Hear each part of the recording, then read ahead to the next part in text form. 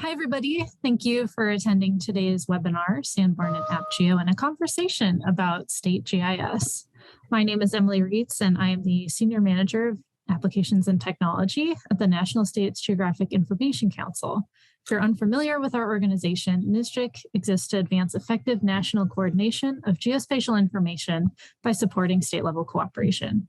We serve as a national forum for the development of capable and future-oriented geospatial leadership. If you'd like for more information on how to get involved with us, please visit our website, www.nisgic.org. And I will also put that into the chat box in just a moment.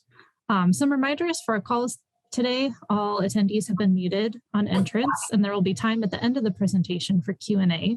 So please place your questions in the chat box, and they will be answered, and they will be read aloud and answered at the end of the presentation. Additionally, a recorded version of this webinar will be made available afterwards, so be on the lookout for an email with that information.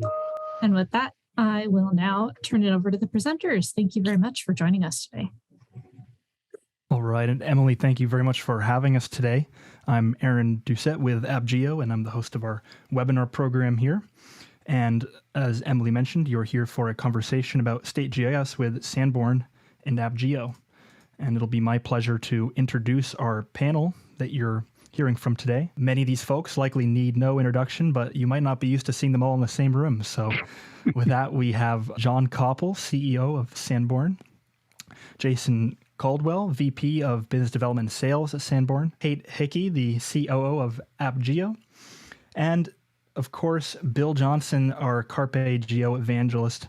Bill, I'm going to pass it over to you today to tell people why they're here and kick it off with our interview. To you. All right. Well, thank you, Aaron. And welcome, everyone. Appreciate everybody joining us today. It's kind of interesting. We're all in different locations today. Kate Hickey, who's normally in the Boston office, is in California. Jason Caldwell, normally in Colorado Springs, is in Bowling Green, Kentucky.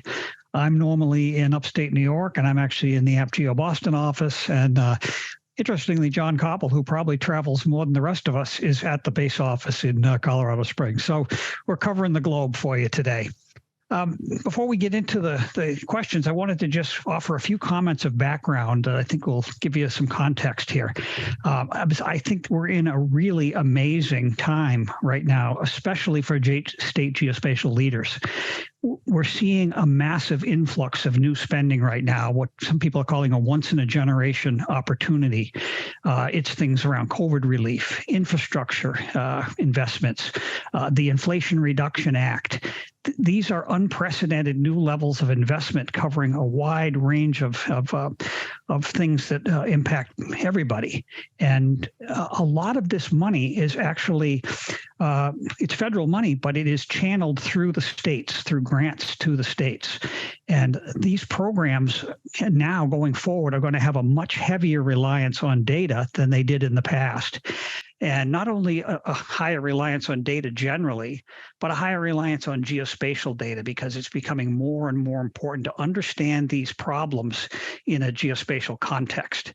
And none of the spending, well, I shouldn't say none of it, but very little of this spending particularly identifies GIS or geospatial in the requirements. That's for you and I to figure out based on what the objectives of these programs are and how they're measured, how they're monitored, how we know they're being successful. And it turns out a lot of that is geospatial. And because these programs are now rolling out to the states, this creates a really key set of opportunities for state GIOs or other state geospatial leaders. And the ones that are ready, that is the ones who really have what I like to call the infrastructure of coordination already in place, where they have a program mandate, perhaps through legislation or an executive order. They have a state advisory council. They have relationships, and they've been collaborating with the other agencies in their state. They've been building statewide enterprise data sets and have that enterprise mindset. These are the state geospatial offices that are going to be prepared to connect the dots between the lead agencies that are getting this new federal spending, which is not going to be the state GIS office. That's never going to be the lead agency for this spending. But to be able to support those other agencies with data and understand that requirements for that one agency can also be leveraged to meet a broad range of other useful purposes across the government. And these leaders are also the ones that know how to herd the cats and know how to step in and get coordination happening and not just be a bystander. So when you put all this together, this new level of spending, the understanding that is happening at states, the understanding that there's going to be massive data requirements around it, this just creates a moment of opportunity for state geospatial leaders like nothing I've ever seen before in my 38 years in this business. So with that as a background, I'd like to pose some questions to our panelists, and I'm going to start with John. John, you've seen a lot of things in your career, and I'd like to hear your thoughts about this moment that we find ourselves in right now. And perhaps related to that, I'm sure you've been thinking strategically when you made a decision to acquire AppGeo. So maybe you could share some of your insights that led to the decision to proceed with that acquisition. John?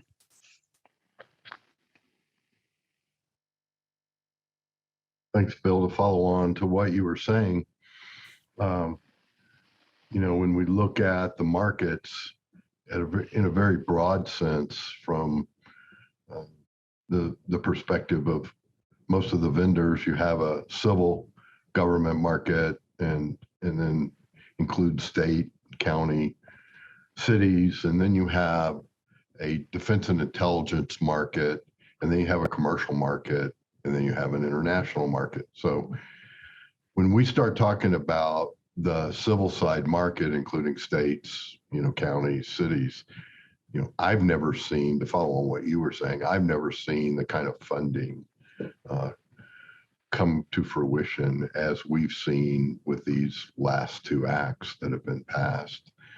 Just huge amounts of money. Now, that said, geospatial isn't called out as in a line item in most of the language. There's a few. EPA got $40 million for a GIS system and some things like that, but that amount of funding is just huge. And to further your point, most of it is related to has a relationship to geospatial activities. Although they're not called out, they are a foundation for a lot of the goals of those acts.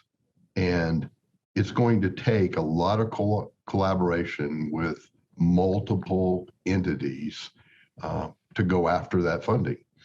A ton of that funding is grant related.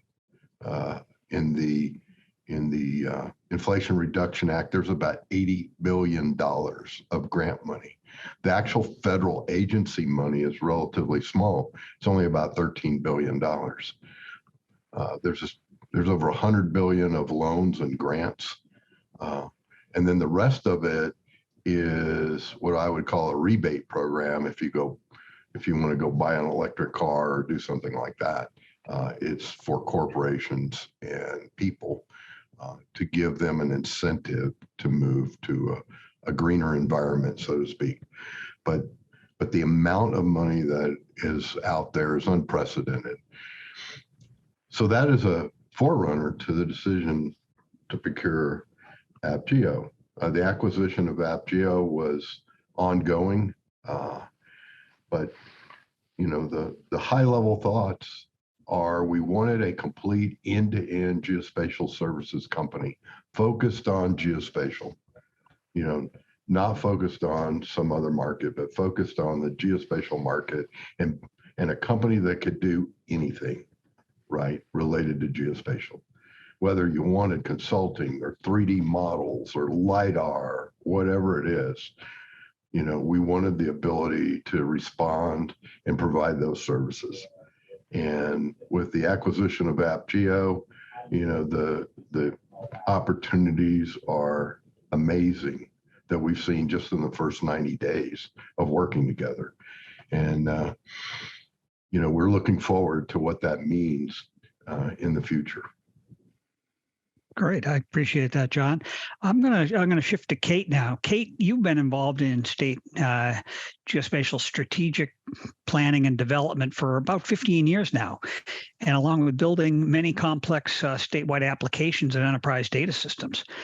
I really don't think there's anyone else that's worked more of these kinds of state level projects than you. So I'm curious, what are some of the big changes you've seen in the way states are thinking about their strategies, about their programs, and how they're creating and supporting enterprise class GIS resources? So what changes are you seeing recently about that? Yeah. Well, a strategic plan has always been the best way to identify gaps. Those might be data gaps, they might be technological gaps, or those, coordination infrastructure gaps, what you were talking about earlier, those that network of collaborative relationships that a GIO might have with other agencies. So that infrastructure, the human infrastructure there. So there might be gaps in those relationships there. But a GIO can use a strategic plan to identify those gaps and really close them early. And then they're in a position where they're prepared to respond to challenges, maybe, challenges like we saw in the pandemic, or take advantage of some of this funding, these funding opportunities that are out there, and really affect change in their state and at the national level too. So the strategic plan has always acted as a foundation, and it's very hard to act or respond efficiently without that plan in place. So you ask, what's different today? And I would say that the major difference, or the evolution that I've seen, is this universal recognition that success is not just about the data or technology. I think everyone is recognizing that the most successful states out there are the ones where the Geographic Information Office is working side by side, collaborating with those agencies, and they're identifying and working towards common goals. So, for example, aligning and collaborating with the DOT or a broadband office, it really puts that GIO in a position where they can capture that available funding, in partnership there. So I think, as you pointed out earlier, that funding might appear like it's aimed at a particular use case. Like, well, this is aimed at broadband. What does this have to do with the GIO? Or, it might be aimed at a particular agency. But what it results in is that statewide geospatial data or other geospatial asset that benefits everyone, benefits many across the board there. So, for example, like a broadband serviceable location data set, it certainly meets those needs for identifying addresses and locations for broadband, but then it's clearly relevant for 911 or for powering a state geocoder or for lots of other use cases that need addresses. So really, what I see is this shift toward prioritizing those relationships, prioritizing that collaboration infrastructure, and that begins to make a lot of sense. Yeah, thanks. While you were talking, you reminded me of a quote from Louis Pasteur that luck favors the prepared. So, I think that's a lot about what strategic planning does for you. I'm curious to know what some of the synergies you're excited about with this new combination of AppGeo and Sanborn for our state clients. Yeah. Well, we're really excited to be joining forces with, as John pointed out, another geospatial company. So while we're both, purely in the geospatial realm, we're very, very complementary. It's been kind of amazing as we've learned more about each other. There's almost no overlap in what we've done. So the new larger combined entity gives us a holistic perspective on some of the problems that our customers are trying to solve. So for example, AppGeo is always focused on building tools to improve delivery of data or visualization of data, analysis of data, helping our customers make their data meaningful. But historically, we haven't been involved in the data acquisition or the capture piece. It was sort of like we were the receivers of that data. But now, in partnership with Sanborn, as John pointed out, we're covering that whole life cycle, from the strategy to the data acquisition to the delivery and analysis. And it just feels like the whole geospatial landscape has just opened wide up. It's really exciting. Great, thank you. Jason, you have a unique vantage point, and not just because you're sitting in a rental car in a parking lot in Bowling Green, but your perspective on someone who's dealt with a lot of state clients, a lot of data systems over the years. I wonder if you give us some examples of projects that highlight some of these points of synergy between AppGeo and Sanborn that Kate and John have just been raising. Yeah, absolutely. I mean, Bill, we're sitting in very interesting times. I mean, in my career, I don't remember the last time I could use the word $1 trillion of funding potential. So for someone that's in business development, that's actually really exciting and gets our eyes really wide. But I would think that the GIO would also be sitting with the same exact perspective that the business development group has. And, we definitely have seen a trend in terms of state agencies moving, forward with what I would consider, much more rounded types of contracts where it's not just about buying the data, which maybe is how it was done 10 years ago. It is about what Kate was just mentioning, combining the data with intelligence, with distribution models, with other curated data, with, the ability to essentially democratize the data. And so it's pretty exciting. And when you look at the different states that are out there and the types of contracts that they're releasing, from a sales perspective, being able to offer more than just the traditional products and services that Sanborn offered, now with the AppGeo combined solution, it really gives us this holistic view that enables a lot more potential for our business development group and for our clients in general.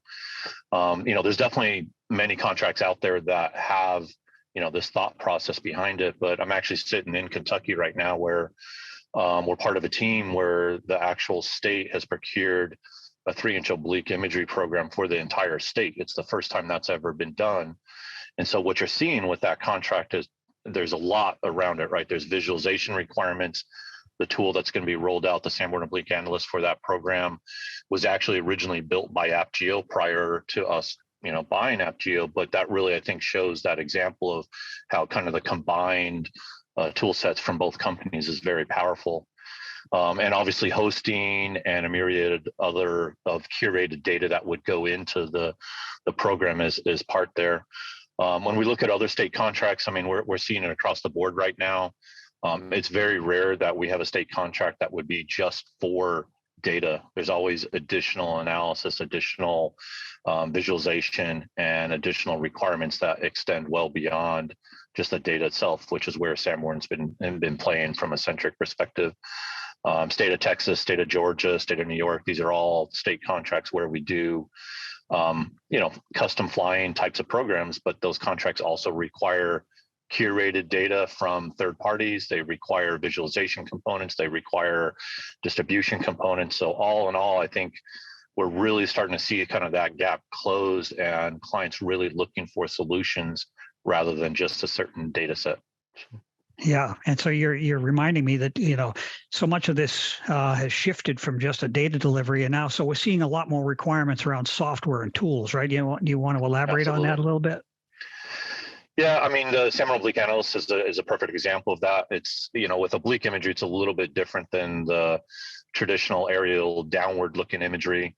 The other tools that we've actually looked at, Geodata Explorer, Giza, these are two tools that both of our companies have had prior to the merger. And, it's interesting because the tools are really being created to create a much more efficient process for our stakeholders, the GIO groups, to be able to distribute and enable their stakeholders who are the actual users of the data. So that's been pretty powerful. I mean, we've seen that within the state of Michigan, state of Utah, state of Texas, where making sure that the GIOs end users are taking full advantage of the data set is very important. And so not just democratizing, but also enabling the use of it. And I think this is actually a really important aspect from our perspective internally to Sanborn and AppGeo, but also should be important for GIO's perspective as well. The more stakeholders that are going to be using that data, and the more information you have about how that data is going to be used is really going to allow for these reoccurring types of budgets and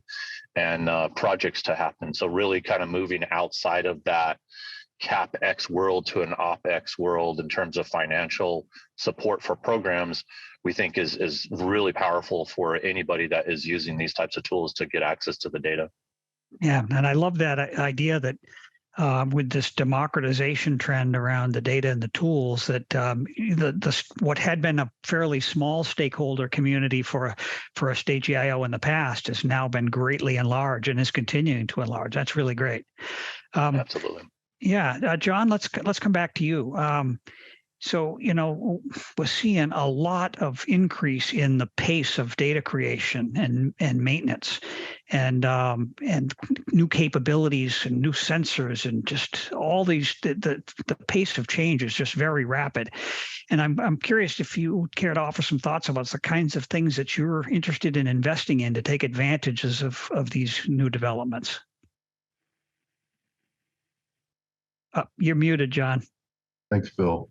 As most of you know, I was, came out of the satellite imaging industry, ran space imaging in the very early days of satellite imagery, and there's an explosion on all levels of data capture and data availability. The satellite systems are just unbelievably numerous at this point. The next big chunk of satellite systems is going to be on the hyperspectral side. So now we have optical, we have SAR, we have hyperspectral satellites, but that hasn't diminished the need for aerial and drone-based solutions. The satellites have their place. They were originally invented for denied areas, and the response didn't need super accurate data. And so the satellite systems aren't capable of getting to the resolution and the horizontal vertical accuracy of the airplanes or the drones, which even go to a whole nother level of accuracy and resolution. So from Sanborn's perspective, we're not going to build satellite systems, obviously. We're going to continue with the aerial and drone-based capture methodologies, and we've been investing in additional aircraft and new drone technology, as well as Jason said, with applications like Geodata Explorer. So a state, a county, a city can distribute the LiDAR to everyone and allow them to see what's available in the library and interact with it, just like GISA does for imagery. So both a LiDAR application and imagery application, we can see ourselves moving to some other applications similar to that to look at other data sets. We're going to be developing quite a few applications in the broadband space with our broadband contracts. One of those is related to addressing. Addressing has many more uses than just for broadband, whether it's, looking at next gen 911 or looking at elections or looking at, just a myriad of things that addressing can be used for. And so an application related to that makes a lot of sense. And we're working on that.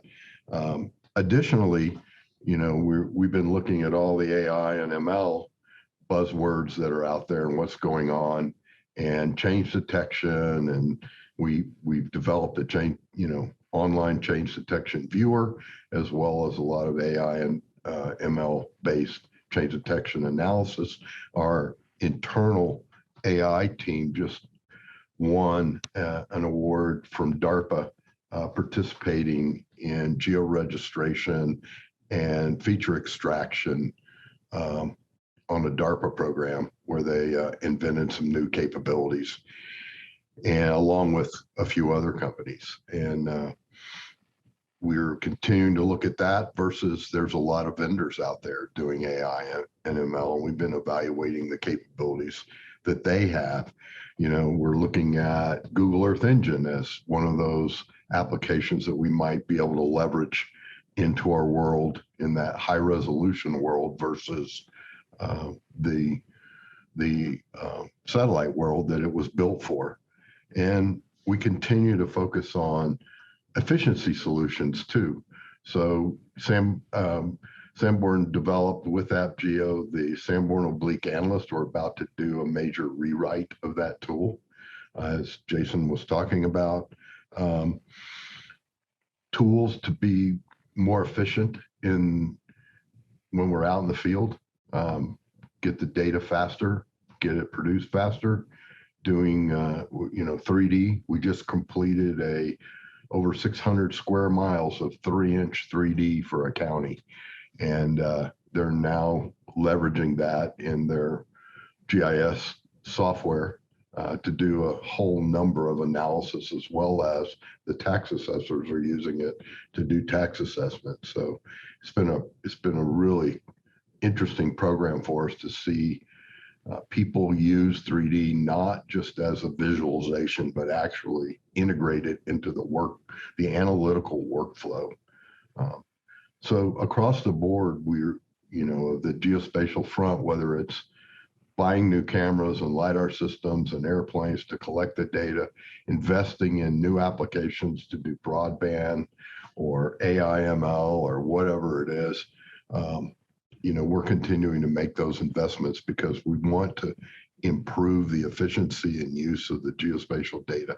As we look back during the COVID, the use of digital data skyrocketed. We saw one of our biggest growth years ever during the COVID shutdown. Why is that? It's because everybody was at home wanting to do things on their computers. We just interacted with an energy firm who wants to create a 3D model of their whole refinery. Why do they want to do that? It's because all of their engineers want to work remotely from home. They don't want to have to go walk around the refinery and measure things. So, we're getting this new demand so that everybody can operate in a remote environment with digital data. And all of our tools that we're going to develop are going to be along those lines of being able to automatically create data or use it. Yeah, that's fantastic.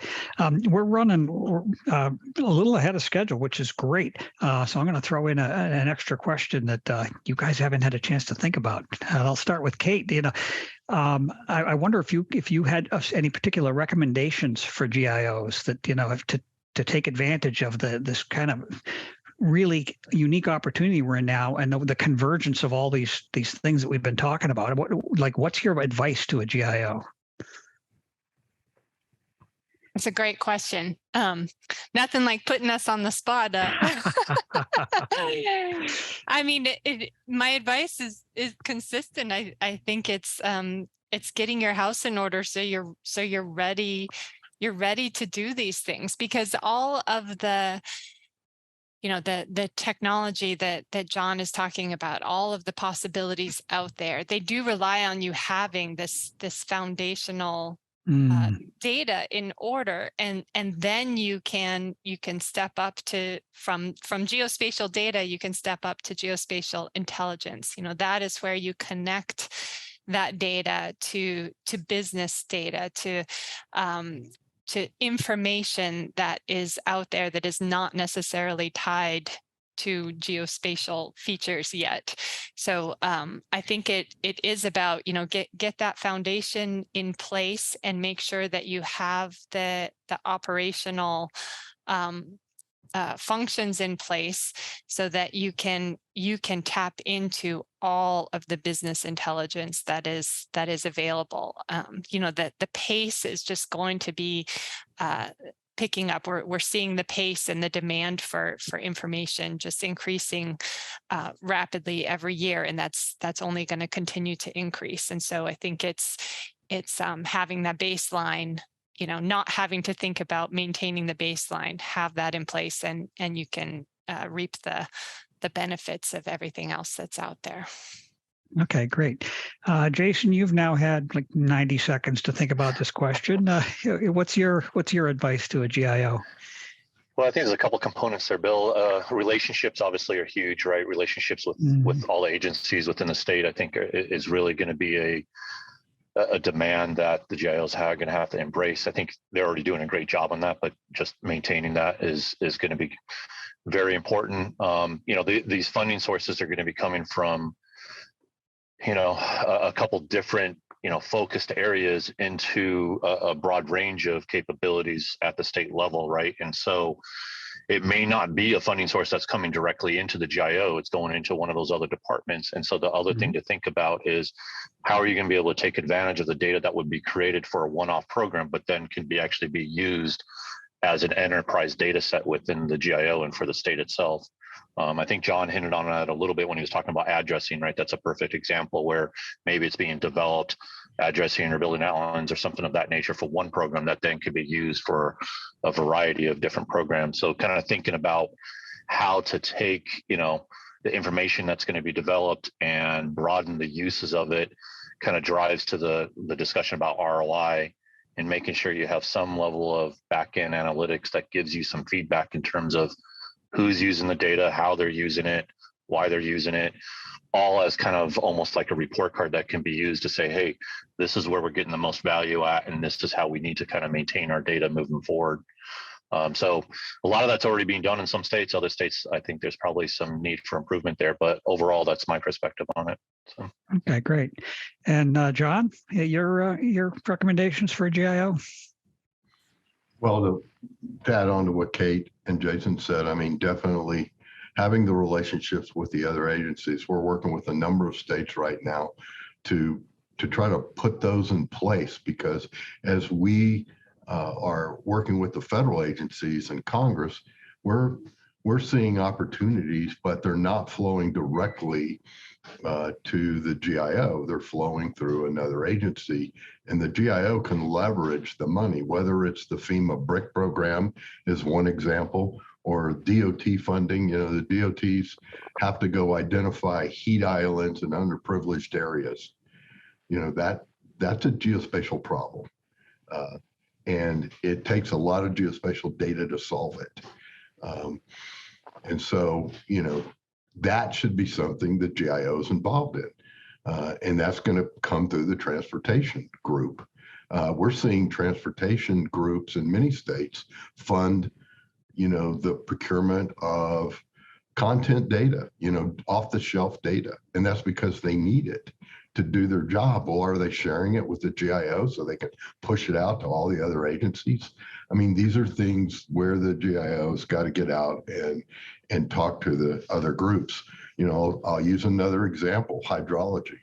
It's coming down the pike, the 3DHP hydrology network that USGS wants to build for the whole country. That typically is not sitting in the geospatial domain of a state. It's sitting in a different agency. But as Joshua's, I saw him online and he's been participating in NISGIC. I think he can help a lot of people understand where to go look and who to talk to among their state if that knowledge isn't already out there. So, it is getting out and working with these other groups. And here in Colorado, we're seeing all of the lead be taken by a lot of the most, more local groups. I mean, the Denver Regional Council of Governments is moving forward, doing their own BAAs, because in some cases the state isn't doing much there. So, I think there's opportunity to work with the locals and get a lot of data. I mean, who's going to provide the culverts for every state to do the hydrology network? That'll be a big undertaking. So, it's the time for collaboration, Bill. It's music to my ears. Love hearing that. Thank you. I'm going to ask one more question of all three of you, and then I want to make sure we have plenty of time to take questions from our audience today here. So if you haven't had a chance to drop your questions into the chat, you could do that maybe while we do this last round of questions here. So, we're here because we've got this exciting new combination of Sanborn and AppGeo. So I want to ask each of the three of you, why, if you're a state GIO, why should you care about that new combination? And Kate, let's start with you on that. Sure. So I think, both companies have been in business for their entire existence to support geospatial programs and predominantly state geospatial programs. And so, that could be from strategy and advice through implementation.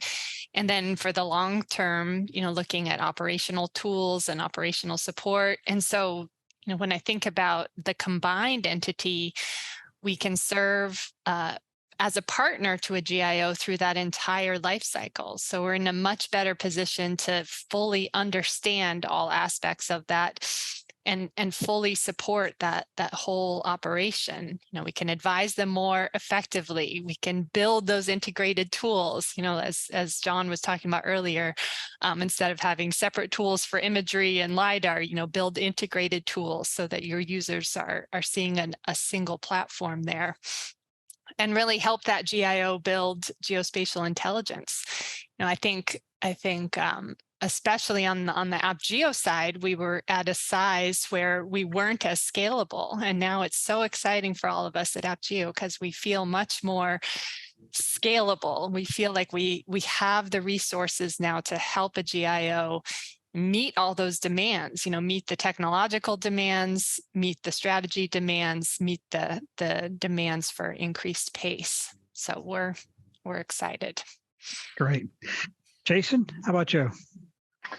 So, Bill, I think it has to do with the fact that now under one umbrella and one contract, you can get access to a lot of different services, right? And really a comprehensive, holistic set of services that start all the way from the planning stage, through acquisition, through intelligence and data processing, distribution, and then actually data maintenance, right? So I've always talked about this as kind of the data lifecycle.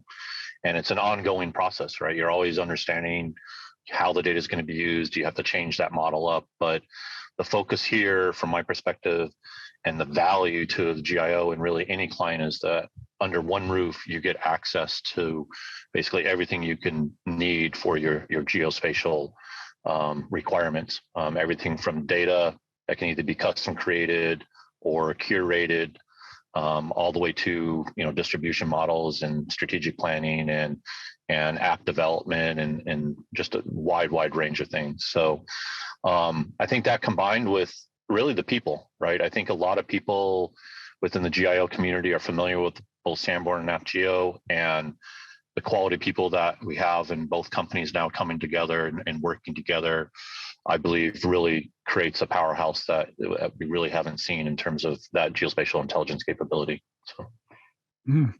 Oh, I like that double entendre on geospatial intelligence. Well played there. John, you want to have the last word here? Well, I want to follow on to Jason's train of thought there. While there's many geospatial technologies and capabilities that have come together under one roof here, the most amazing thing is the people that have come together and the knowledge base that has been created. It spans an unbelievable scope. So far in the discussions and the reviews and the things I've been in, it literally has not mattered what it is.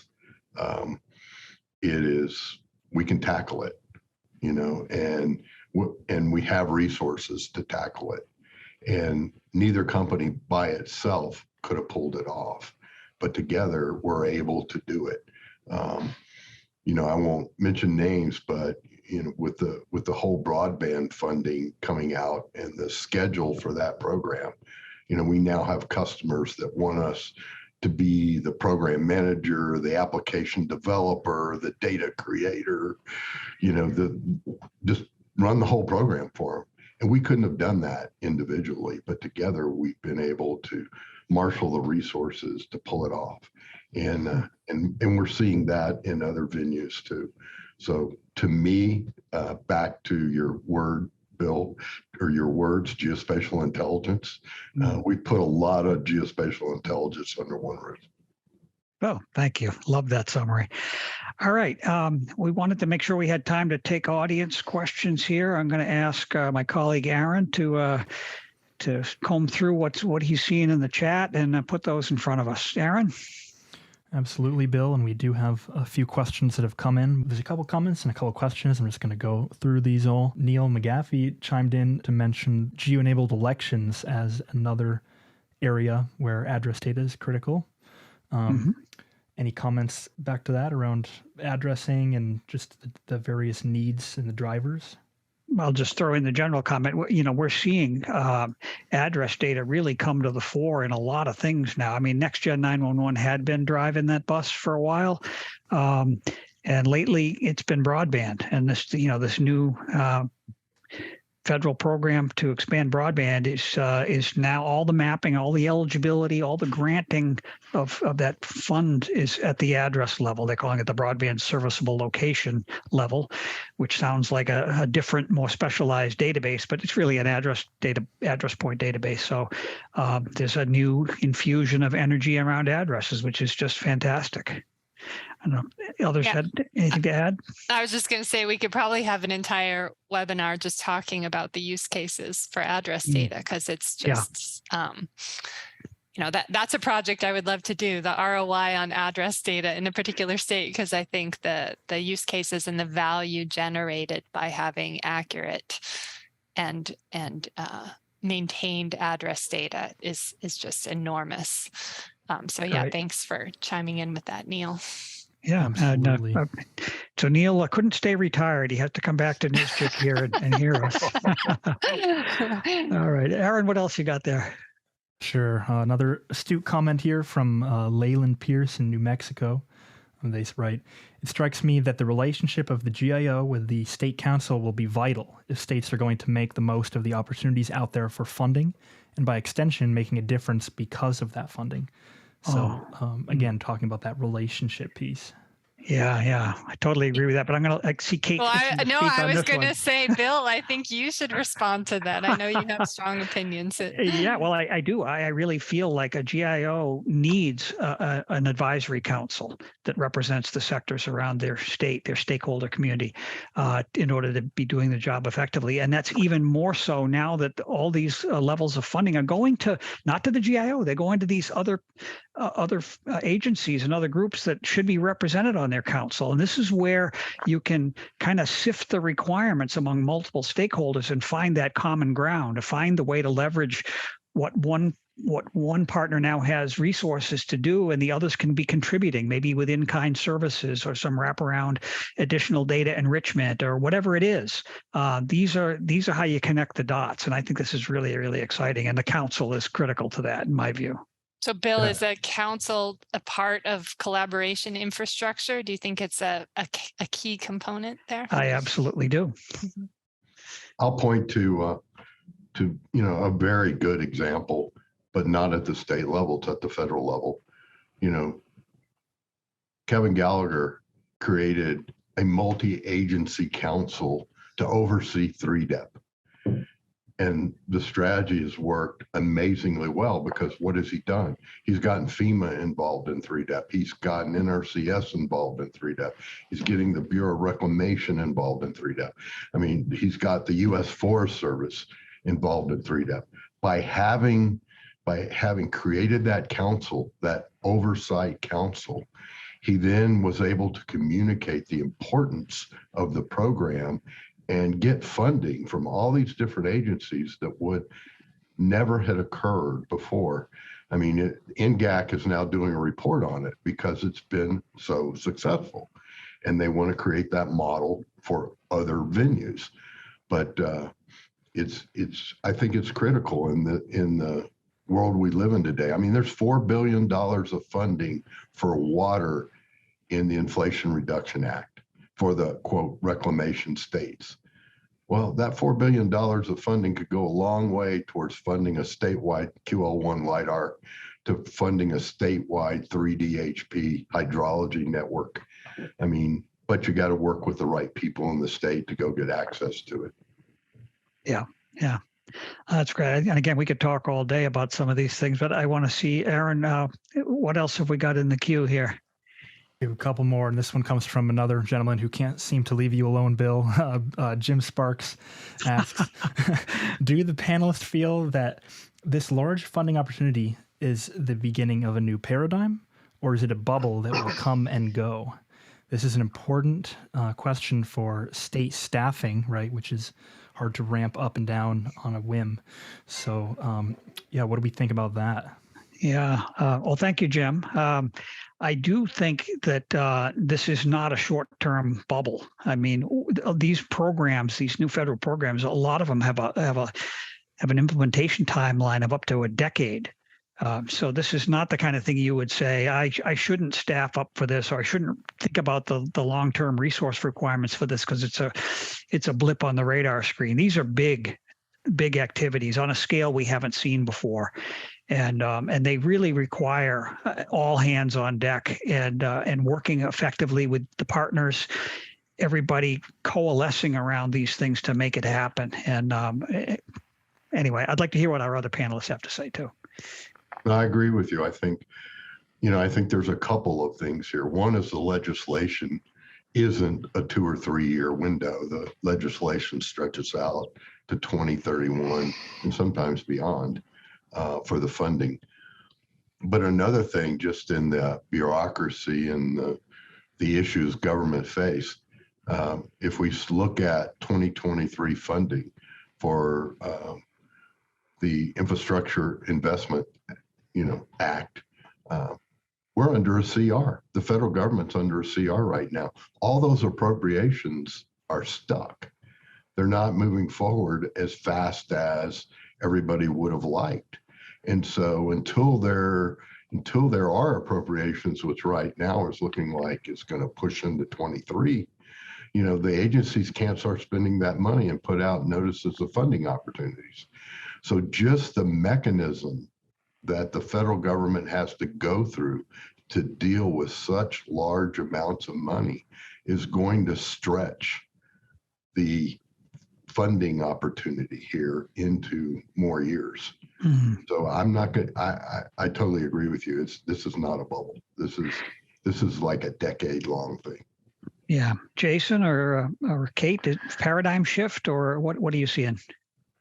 Well, I mean, I do think, I trust your guys' judgment in terms of what you're saying, but we've never seen $1 trillion before either, right? And so, even if there is a little bit of bubble associated with this, there's two thoughts I had, right? One thought has to do with the ideology of making sure that as the GIO, you can actually have some level of intelligence associated with the data that's being used, how it's being consumed, the value that the state is getting out of that, because that ROI is going to be very powerful as you start looking for additional funding sources to support what you are able to, create under this large funding opportunity from the federal level.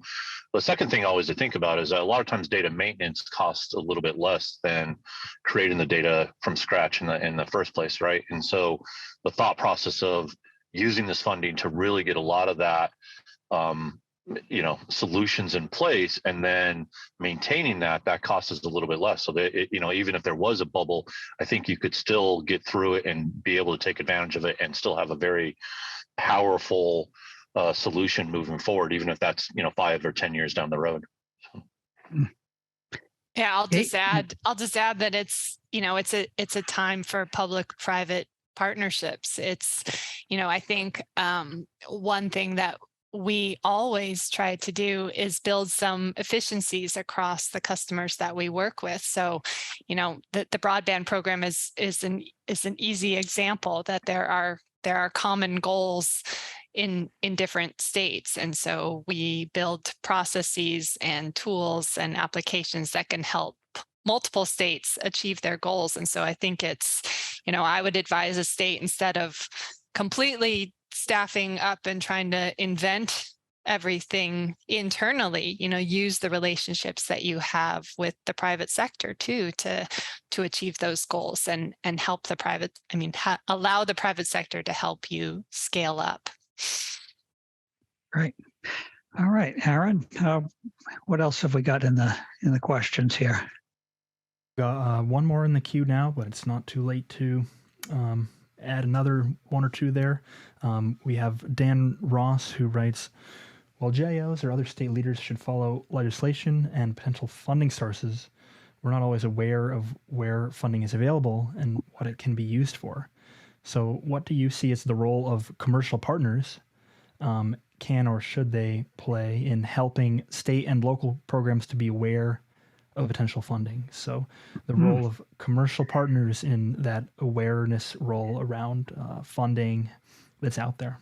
Yeah, great question, Dan. And this is like the retired GIOs club today. We're getting seems like almost all of our questions are coming from that group.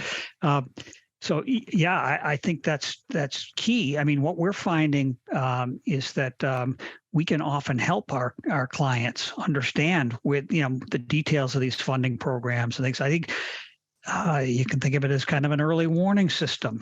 Think of the commercial sector as your partners to help you identify these things early on, to position you to be able to take advantage of these opportunities. Let's hear from our other panelists. Kate, you want to start?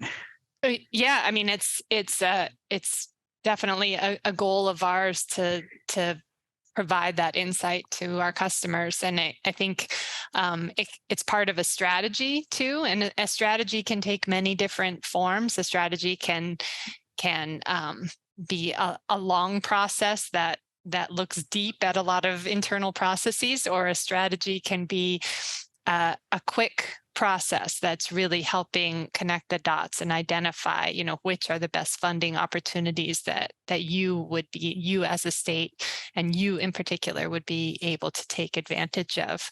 And I also think, the NSGIC community is clearly a really valuable resource for GIOs in understanding those funding opportunities too. And so I think of the private sector and the states as all being part of that community. And we as a community, it's our responsibility to make sure that we're all informed of what's available to us. Others, Jason or John? Yeah, I think, NSGIC has an advocacy group, and, SCI is a great resource. And I think that's a task that should be given to the advocacy group to help identify these sources, as well as look at your commercial partners. Every major firm in this industry, including Sanborn, has its own advocacy group. We hire lobbyists in Washington to help us work specific issues. So, all the large firms have an advocacy group, and you should lean on those guys to help you identify these sources of funding. I mean, that's what we're doing at Sanborn for our customers. We have a couple of people working Washington for us. Kate participates in those meetings, and they're bringing us, here's where some sources of funding are for your potential clients, so that we can help our clients navigate the system. And I think that's what the commercial sector should be doing for the states. Yeah. Thank you all for that. Aaron, do we have anything else? Any other retired or former GIOs putting questions in the chat? Got one who's not retired yet, Bill. He is a former GIO, though. I think he classified. Yeah. Bert asks, he says, I agree with Kate on the importance of a statewide address point ROI study. If there isn't one yet, it seems like that could be a huge priority for NSGIC. He says, could be a big domino to set in motion, though. Yeah, that's actually kind of an interesting point. Not only because there's broadband resources now being applied to the address problem, where previously there were other use cases that were kind of leading with the funding on this thing, but now we're seeing more energy around a national address database. This NAD project that NSGIC has been strongly advocating for a long time now is picking up steam, which is really exciting. So there's not only opportunity space around individual states, there's opportunity space around the national footprint of addresses in the form of a national address database, which is getting to the point of being real, which is super exciting. And an ROI around that's part of the mix of things that come together to make it all, to get it over the goal line as a complete thing. So thank you for that, Bert. All right. Anything else? I think that closes it up for our questions. Yeah. Okay. I want to thank everyone here in the NSGIC community for joining us today for this rousing conversation. I don't know if Emily had any other closing remarks from their side, but She's shaking her head no. So I guess that leaves us just 1 or 2 minutes for any closing remarks from our panel here today. No, We want to thank everybody for participating and attending, and we look forward to working with all of you as we always do, and look forward to being at the next conference. Yeah, great. And a successful meeting ends early, so maybe we leave a minute on the clock and call it a success. Thanks, Bill. Thank you, everyone. Thanks, Bill. Yeah, thanks, everybody. Bye.